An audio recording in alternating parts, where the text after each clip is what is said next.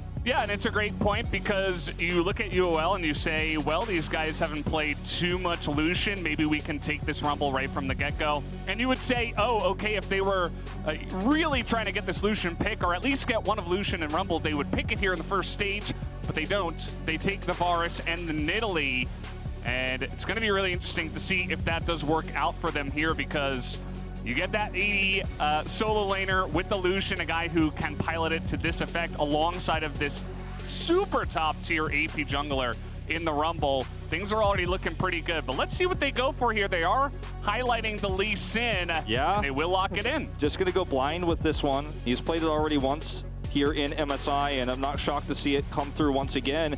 It feels like Unicorns of Love are going to put their focus once again on AHaHaCiK here in the jungle, bring up the Nidalee here very early on in the draft. We'll see if we can lock in some CC here for the mid lane, because, you know, since there is no lock-in evolution early, it can be removed in the second ban phase. Looks like they're going to go towards the Leona instead here, lock the support down before we get to that second ban phase, leaving mid a little bit open right now.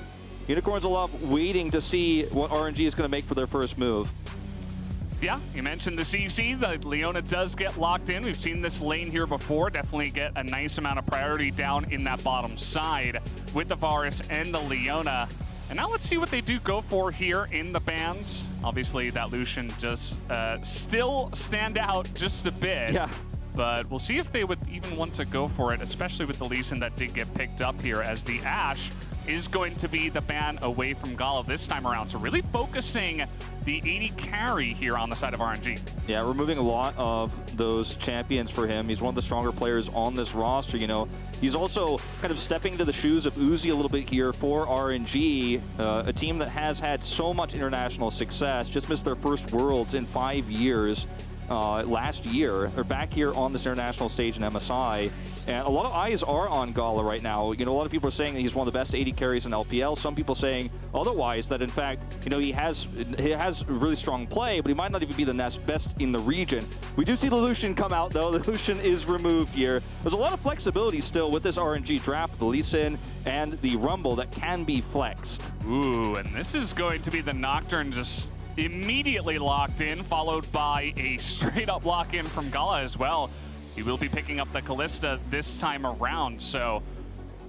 And followed up by the Orianna. Okay, so they add some more AP into their lineup, and some pretty nice wombo combo when you do look at that comp there from RNG. Yeah, it's really scary when you think about all the CC as well, and how much mid-control can come if the bot lane does go into favor with the Kalista Nautilus. You know, you can roam, you can actually put a lot of pressure on that mid lane. It's not going to be an easy matchup there against Cryin for Nomanz here for the side of Unicorns of Love. We're waiting for that final counter pick here, and it looks like we might see the Kassadin.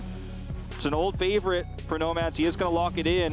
This is something that was mentioned on the desk just before. This is not a meta where Nomanz feels at his most comfortable, right? He has to play a lot of control mages. Victor is his most played champion in the playoffs for the LCL. Not the kind of champions that he likes to play more aggressive. I like the Kassadin a lot more here for his play style. Yeah. They've already changed things up quite a bit. Yeah, I mean, you mentioned the pick here for Nomanz. He was 2-0 in the LCL in the full season, and his KDA was 22. So the guy knows how to pilot that pick. Yes, this is kind of the next tier of League of Legends play on the international stage. So I'm really curious to see if he can have kind of a banger performance here, coming out, trying to mix things up, bringing in his pocket Kassadin. And a pretty interesting comp as well on the side of UOL. Definitely not a straightforward one. Can be difficult to pilot, and we'll see if maybe they can get some solo carry performances this time around. Yeah, I'm really excited to see the Rumble once again. One of my favorite champions in League of Legends. Like to see him coming back into the meta, flexible in so many roles, like the Lee Sin right now. As we have coaches shake hands here, we are about to jump onto the Rift for what should be a great opportunity for Unicorns of Love to bounce back. You know, this is a group where, as mentioned before, you know, it's a quadruple round robin essentially, so we're going to have a lot of play between these two teams. This is the second time they will meet, so there's already some history brewing. It was just yesterday that RNG won a very one-sided game, and you know, if you're a fan, if you're an LCL fan watching MSI, you're hoping they can turn things around here. But like as you mentioned, RNG, one of the big favorites to go to the finals, at least, if not take the whole thing. One of the big challenges people are looking at next to Damwon Kia in this international event. Yeah, absolutely. I think a lot of people are expecting a bunch from RNG, and they might not expect too much challenge here in the first stage of the tournament. But we're looking for UOL to maybe try to turn the tables and mix things up, maybe provide some upsets and some interesting gameplay here in this first one. So we're kicking it off onto the Rift once again. And this is going to be RNG, currently 3-0 in their group up against Unicorns of Love. And man, this is going to be pretty interesting. I'm also curious, you know, we've had some stumbles with the Nidalee jungle coming in already in MSI. I'm curious to see how AHaHaCiK is going to go into the jungle up against that jungle rumble, and Wei has been playing pretty well so far as well. Yeah, he really has. You know, Wei is definitely one of the names that doesn't stand out as much, I think, for a lot of people, because it is his first major international event. You know, he doesn't have the same attention Gala has, because he's obviously stepping where Uzi once walked, right? Xiaohu, one of the longest standing players in China, who's swapped now to top lane, and a lot of the resources RNG have been giving have been to him. But Wei has quietly had a great, you know, first 3 games here in MSI. Oh. And here we go. Hold the phone. All right, you got a lane swap, the Orianna into the Nocturne. Yeah, you're about to hang up that phone. Don't hang it up just yet. Xiaohu, you were just mentioning the lane swap that this player has pulled off in his career. How about in this game? Yeah. Lee Sin, you know, it's a matchup we haven't seen in a extremely long time, but this is a very fun one for the Lee Sin, especially early on into that Kassadin. Yeah, it is going to be very, very tough. You know, on the top side of things, Boss did, you know, try to interrupt that swap there for Cryin. Didn't make it easy for him to go into lane. And meanwhile, on the bot side, ooh, this is a very early flash. This is at level 1, okay? This is just a straight-up dredge line from Ming and a follow-up from Gala, and you already get the flash away from Lodik. I think that, yeah, Xiaohu's able to move forward and actually spot the Nidalee moving in as well. So that was a nice maneuver. Pings out the Nidalee. They know exactly where she is.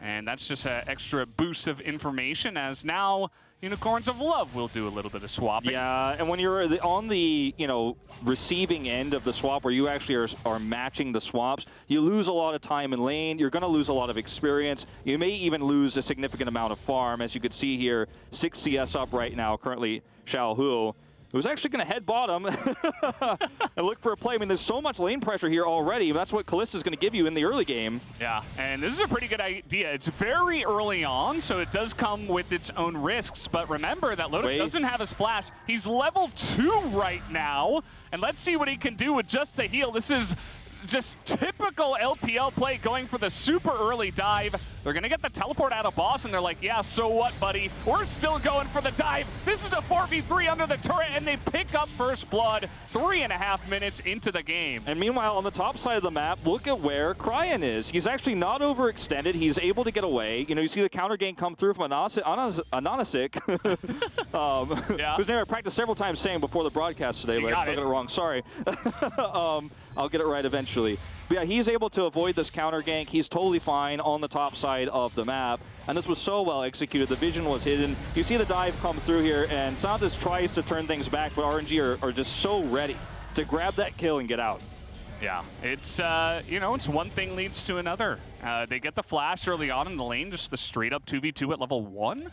And then they're able to just pull that off in typical LPL fashion. And RNG isn't necessarily one of these teams from the LPL that does like the crazy dives and the super aggressive plays, but they saw an opportunity and they took it, and it was perfectly executed. Yeah. So they're going to get a pretty nice lead here. You see that UOL is trying to get some pressure up on the top side, but Wei is like, yep, how about I just kill you instead? You can take my Gromp, but I will take your life. And now Santos is all alone as well. Yeah, he's caught here. He's at level 2 still, mind you. So he's going to lose even more experience through this. And this looks like potentially the beginning of another very one-sided game. I mean, you get all that extra pressure in the bot lane. You hit level 3 first. You have that 4-man gank bottom. You have to do something as Unicorns of Love to try to turn things around, right? You send your support to the top side of the map to try to make a play, to try to set up for that defense against when Wei comes in to try to stop you from taking his farm away. But the execution was just better here for RNG, and now it's a 3-0 score line,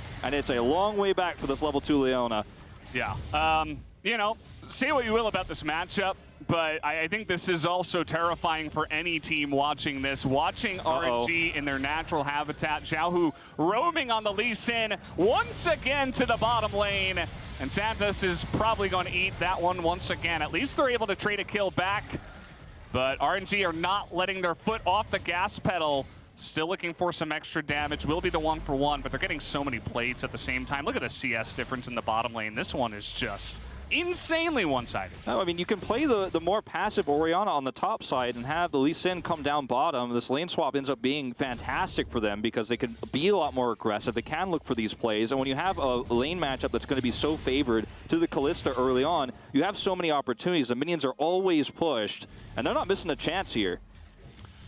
Yeah, so let's see the 1v1. You can see that a bunch of damage already done, flashing under the turret, but look at this perfect roam from Ming. He gets there right on time, and that is just, oh man, that's his trademark. This is his trademark. Perfect. Yeah, he loves to roam top. This is what he does. This is one of the things he's made a big name for himself with, and he's looking for more here. Oh my God, this is just disgusting at this point. Yeah, Xiaohu's looking for it as well. He's going to get the flash away from the Kassadin, as that will be a successful gank in its own right, even without the kill. As RNG, they're definitely looking comfortable with this kind of play style. Certainly. I mean, this is really unfortunate, you know, for UOL with how things have started here. The lane swap is a problem. The early game bot matchup is really slowed you down, and it feels like this is a train that just keeps rolling too. You know, with RNG's comp, they're going to have a lot of control over these early Drakes with the advantages that they have right now. And for UOL, they're just going to have to kind of slow down. So the timing of this ultimate coming through, the paranoia, is actually perfect. He waits for the ult engage. He tries to come in and counter. And if Ming isn't here, they do get that kill back. But Ming is exactly where he needs to be. He's thinking one step ahead. And this is beautiful play from RNG across the map. Yeah, Ming's having a great time this entire game. If he's ever on camera, he's always laughing, smiling. This is like one of those games where you just get to pop off and feel great about yourself. And he's really in his natural habitat, as we have mentioned. So feeling pretty good about that. As we're seeing the goal difference right now in the AD carry role, certainly it's looking pretty good. Although this is Unicorns of Love looking for a play. The spear is going to land onto Cryin.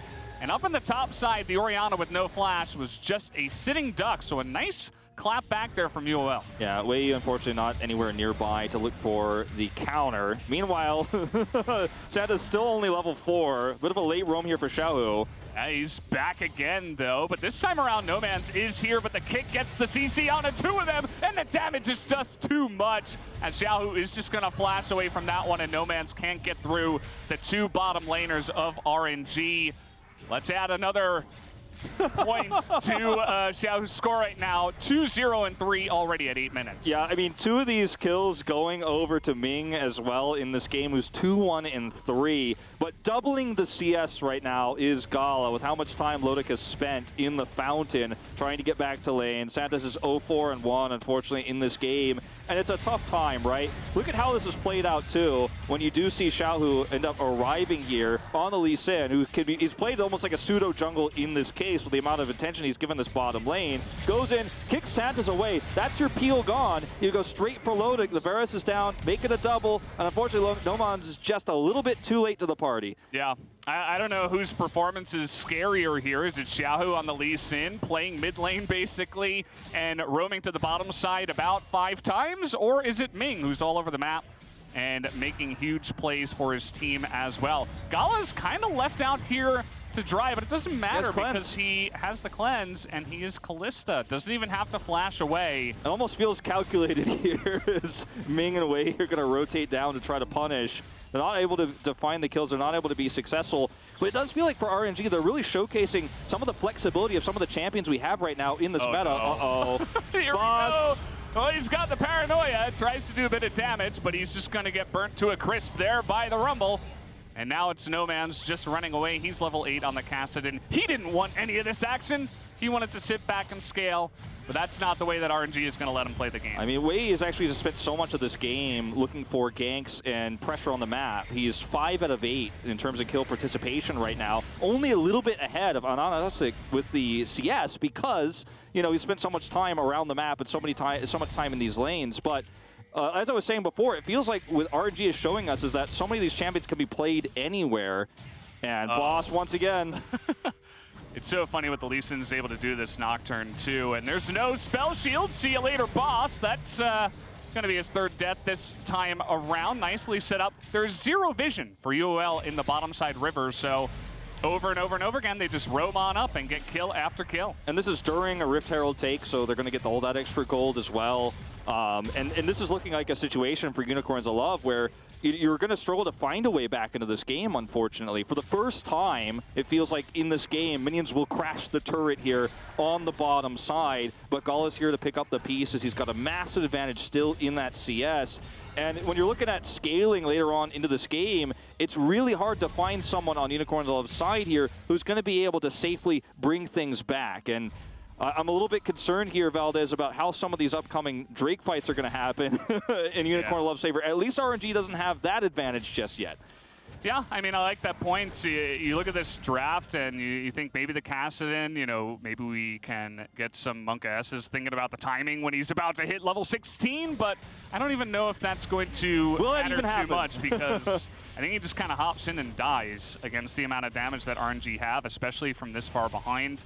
It's going to be pretty rough, to say the least, and we'll have to see what they do. As you mentioned, RNG hasn't, at least they haven't rushed down any Drakes or anything, so still the Infernal Drake remains on the Rift, and it looks like they might look for it now. But you can see they'd rather go for the kills, and so Santos does move into the river. Someone had to face check it, but trying to turn it around now, as Santos will be burnt to a crisp. Way is coming in, at least they get the kill onto Gala, but that's not enough to do it, and Nomanz just sitting in the brush. Oh, how about a solo kill here? Boss is going to go down to Xiaohu, who finds him in his own jungle. Yeah, Nomanz there in that shot. You know, production's trying to show maybe he'll teleport. It's actually still on cooldown just for a few more seconds, so he's unable to come down and help out and to really solidify their position here. And it's a really awkward time, you know, for this to actually happen while he doesn't have that teleport on cooldown. Just has to walk back to lane. That's going to be the first Drake going to RNG. And the tempo advantage that they have is so great at this point that Ming doesn't have to sit in the lane anymore. He's not laning, really. He's just going around the map looking for opportunities. And this is the type of comp, you know, that can fall off hard if it doesn't get an early advantage. So you do want to maintain this. But if we've kind of gotten over the top of the hill, so to speak, for RNG in terms of what this comp needs to do to function, they're so ahead at this point that the damage output they have is so high that Unicorns of Love don't ever get to play that extended fight. It's just not going to happen. Yeah, the engine is online, and all their carries have insane amounts of gold, and there's just not really any defenses that are able to be purchased here by Unicorns of Love, or any ability to deny that amount of damage that is going to be coming out here. They also get the Infernal Drake, as we are going to take a look here at the replay, just a straight-up one-on-one. Yeah, it ends up just being a 1v1, unfortunately, Boss. There's no way out. He goes straight back to him on top of the blast plant, and they go over the wall together. Only one emerges alive. And this is unfortunately not that comeback game, that revenge game that if you're a Unicorns of Love fan, you were looking for. This is a team that has so many international performances under their belt. These players have been to several international events across multiple teams. You know, the Vegas Squadron days even coming to mind, you know, if you want to look all the way back. And this is a team that a lot of European fans, I think, look to as one of the kind of wild card teams that can actually upset in groups and can actually do very well at international events, even if expectations aren't high. But playing back-to-back games against their toughest opponent in this group is going to make them, you know, by comparison, look weaker. But this is really just a showcasing of how good RNG are right now in this meta. Yep, kind of on another level at this point in time. As you can see now, they're just trying to take away the enemy's jungle as much as possible. They're going to take away this blue buff for Cryin, who's been relatively quiet, but that's fine. You know, he's doing his job. Nomanz here nearly dies to just the Rumble, as they're easily going to be able to pick up the Nidalee here on that. And honestly, couldn't really go into his own jungle at that point in time. So just another free kill going over to the side of RNG. And they're just not letting Lodik get online here in this game. You know, he's still significantly behind. He hasn't finished his mythic yet. He's you know, I mean, we I don't know if he can sit under this turret, to be honest, although with the paranoia out here, he's not going to take it. Oh, and the rest of RNG is here as well. Boss is just left out to dry again.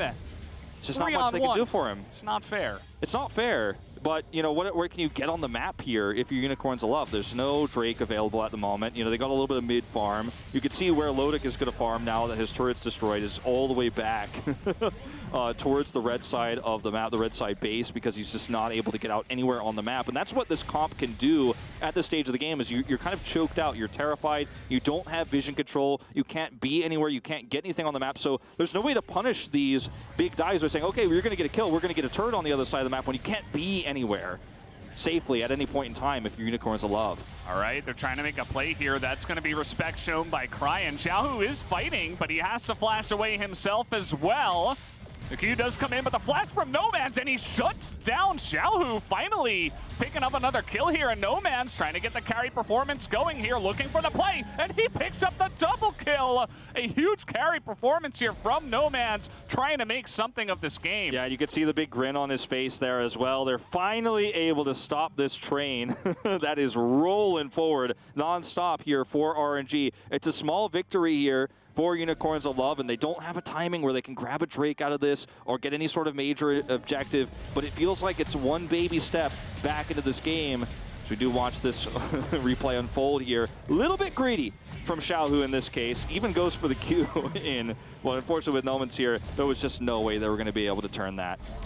Ends up turning it into a lot of extra value here on the top side of the map, even with that shockwave attempt. It's great. It's great timing as well. The Kassadin just hitting level 11. He's able to level up that ult for the second time, and the little bit of an overstay there from RNG, as you mentioned. It's just the perfect amount of shutdown in many different ways. So they get a lot of gold onto certainly their carry player here on the side of Unicorns of Love.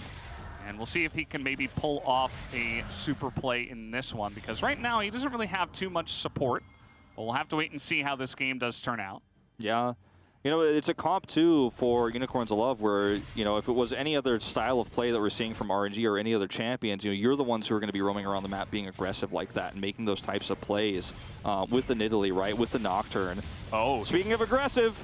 Yeah, Xiaohu, you know, he's not going for the kills on the turrets. He's just chipping away at you. Even if you feel comfortable under your turret, you're not going to after he dives you and takes half of your health away. And the rest of RNG just pushes mid. Yeah, I mean, you see a play like that, and if you don't respond, maybe you end up losing your Nocturne. If you do respond, then you're going to lose more than just this mid turret here. Wade's going to get the Drake here solo alone. And this is what I'm talking about. You can't get out on the map as Unicorns of Love. They found those 2 picks on the top side, but that is it. That's all they get. So that's not going to be a shockwave that connects here, luckily for Boss. Has to flash away from that one.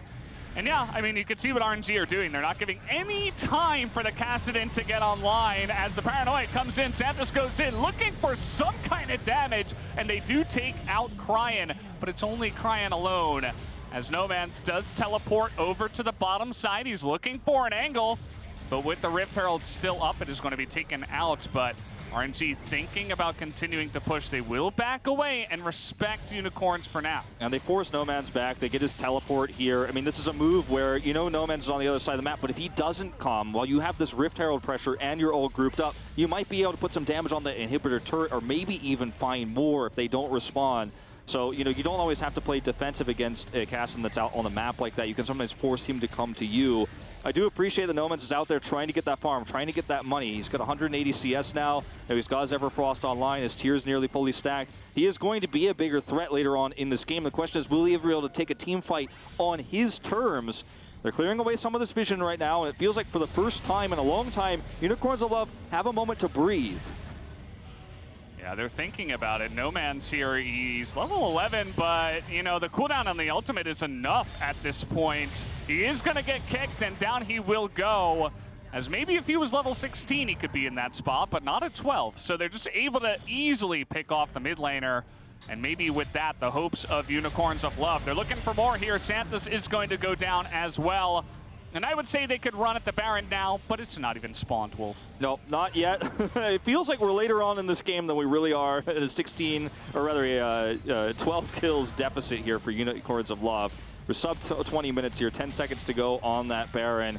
But sometimes you feel like you're caught between a rock and a hard place if you're Nomanz, right? You have to be the carry, you have to be the one who's getting that extra farm. You have to play greedy, because if you play safe, you're going to get choked out, you're going to lose this game anyways. You play greedy, you get punished for it, you might look bad to the fans, you might look bad in that moment, but what choice did you really have on the Kassadin there? I mean, like you said, he's not level 16 yet, but you've got to take risks. Now there's just no contest, unfortunately, whatsoever for this Baron. They're going to get the ward in. Do they have any time to actually get in there? No, the smite will be good from the side away. So they do pick up that Baron at 20 minutes into the game, and you could see that Unicorns of Love kind of knew it was coming, but there wasn't much that they could do, even with Boss having his teleport. Yeah, a little bit of extra resources, relinquished to Boss, or you can actually, because they're all on Baron, you can actually push a little bit further, get a little bit more value. But here is going to be our Red Bull Baron power play here, the first one of the evening. And RNG in a position to use the map control they've had all game long, actually to do some permanent damage now towards the base of Unicorns of Love. They've got pretty good wave clear here. And they just have the ability to push through so fast, right, with this composition and the lead that they have. And Unicorns of Love, they don't have a composition that can make big plays anymore, right? The Nocturne, who's he going to ult in this situation? Who are you going to flank? Who are you going to pick off of the back? It feels like you're just waiting for the inevitable at this stage. Yeah, I mean, you can kind of see where their thoughts lied in the draft, right? You have some really nice split pushing, some good poke in your composition. But when the game gets blown open before 15, maybe even before 10 minutes, there's not much you can do, right? And now with the Baron buff, this kind of wombo combo team fight comp here from RNG is just looking to push down the mid lane. Will they look to take more than just the inhibitor wolf here? They do have tons of power under their belt. I mean, anybody gets picked on Unicorns of Love and it is all over. Say goodbye to your second chance of taking out RNG in this group. Got to be really careful about how you handle this. I like that play from Nomanz, just trying to threaten Xiaohu there, but he cannot overextend. You get picked, like I said, and it's all over. All right, well, they're looking to push in now with the Baron buff onto this bottom lane. And you can see nobody on the side of Unicorns of Love wants to get anywhere near anyone on the side of RNG. The ball is always just zoning everybody away, and that's going to be 2 inhibitors down. And how about a buff as well, just as a bonus? Way, just a little bit of a cheeky ultimate thrown out there, and it's got such a low cooldown. I mean, why not throw it out? Yeah, why not? And now the timing works out so perfect to retreat, because you can just go up and set up for what is going to be Soul Point here. Uh-oh. Fate's Call already used, and at least this time around, Unicorns of Love were able to disengage there, but that was looking a little bit scary, as this Cloud Drake probably not the one you want to contest. It's just going to burn down. 16 and then go for the Soul Point one. Yeah, it burns down so quickly. You stay around the objective, but you can't get it. And, arguably, Unicorns of Love could have tried to look for something else on the map, but look at the minion waves. Look at the lack of vision they have on the map. It's just so scary to make something like that happen. You just have to sit back and wait, unfortunately, and hope for big mistakes out of RNG. But I liked how they focused down Ming, of all people, when that push happened, because Ming is the one who actually gets the hook. You get that setup there, the dredge line connects, and you kill someone, you end the game. So the focus fire was good there from Unicorns of Love. They handled the situation pretty well. I mean, this is a situation where you never want to be 12 kills down in a game like this. You never want to be 11,000 gold down on the international stage, second game in a row against a team like this. It's not a best-of series, but it feels like one across days. But still, Unicorns of Love stay composed. And they're hoping and praying that there's a chance that somebody makes a mistake here, someone overextends. Yeah, it's going to have to be something, it's got to be some kind of miracle at this point, but we'll have to wait and see if they can pull it off. Going for the third inhibitor now, as where did he even go? Santos just gets destroyed in a couple of abilities used. Xiaohu is looking for the really cute play there, but not going to get the kick, doesn't matter, gets everything else out of Lodik, gets his flash there, and now they're just going to look to push mid and maybe land a dredge line onto Nomanz, as they're looking for these Nexus turrets. Boss trying desperately to clear the wave here.